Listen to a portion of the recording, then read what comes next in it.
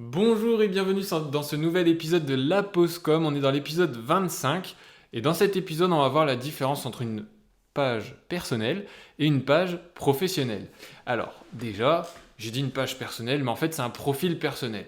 Et c'est là où on distingue déjà une première différence. On dit un profil personnel et une page entreprise, puisque le profil correspond à votre profil avec vos informations, votre numéro de téléphone, votre âge, votre sexe, etc.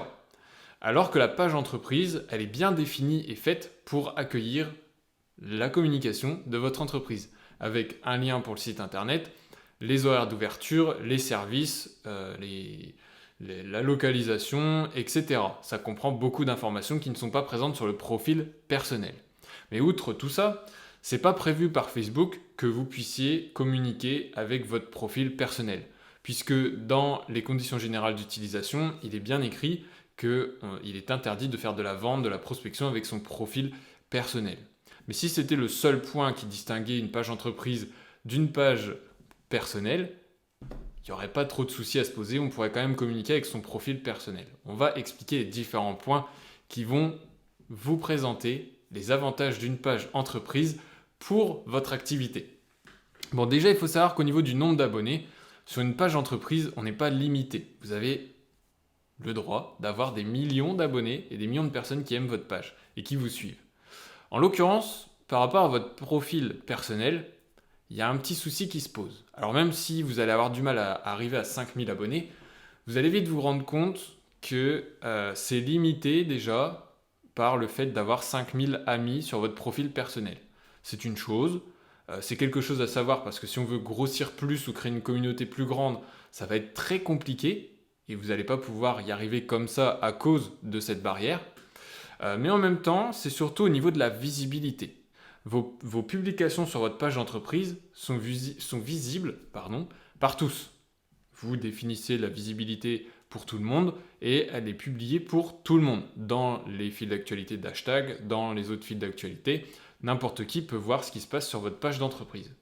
Sur votre profil personnel, même si vous définissez sur tout le monde, ça ne le diffuse pas exactement à tout le monde.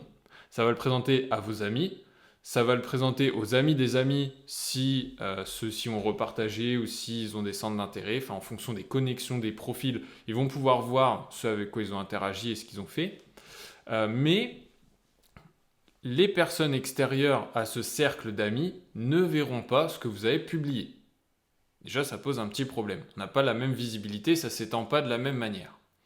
Ensuite, il y a aussi le fait que c'est ouvert à tout le monde, ça on est d'accord, mais c'est ouvert à tout le monde pour ceux qui vont sur votre profil. S'ils ne vont pas sur votre profil, ils ne peuvent pas voir ce que vous publiez. Mais le but dans tout ça, c'est quand même d'avoir le plus de visibilité possible. Donc si vous publiez avec une page entreprise, vous avez plus de chances d'avoir plus de visibilité, puisque ça va se diffuser un petit peu partout, contrairement au profil personnel qui ne se diffuse pas partout. C'est quelque chose à savoir et à retenir pour choisir sa communication. Maintenant, je ne vous interdis pas de publier sur votre profil personnel, je vous présente la différence entre les deux pages et pour vous, l'utilité que vous allez en faire. Vous avez aussi, du coup on en a parlé un petit peu, les ventes. Les ventes sont interdites sur un profil personnel. Par contre, sur une page entreprise, c'est prévu pour. Donc là, il n'y a aucun souci. Facebook ne va pas vous sanctionner ou vous supprimer votre compte parce que vous avez fait n'importe quoi sur votre page, ou en tout cas vous avez vendu sur votre page entreprise puisqu'elle est présente pour cette raison. Vous avez aussi un accès supplémentaire qui est très très très utile sur vos pages entreprises. Ce sont les statistiques. Alors, sur les profils personnels, on n'a accès à rien du tout. Il va falloir faire ça à la main et vous pourrez juste regarder le nombre de j'aime et le nombre de commentaires, le nombre de partages.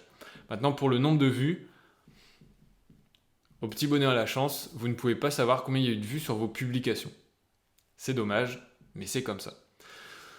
Par contre, sur votre page entreprise, vous allez découvrir qu'il y a un onglet prévu pour ça avec les statistiques. Et il y a différentes statistiques, il y en a pour à peu près tout et n'importe quoi. Et vous allez découvrir la visibilité que vous avez. Vous allez découvrir combien il y a de personnes qui vous suivent. Ça va augmenter de combien chaque jour ou chaque semaine ou chaque mois. Vous allez voir à quelle heure se connecte votre audience, vos publications qui ont eu le plus de visibilité, etc. Et vous allez pouvoir orienter votre communication grâce à ça. fonctionnalité qui n'est absolument pas accessible sur un profil personnel. Donc déjà, on penche un peu plus dans la faveur de la page pour avoir plus d'informations et pouvoir mieux communiquer.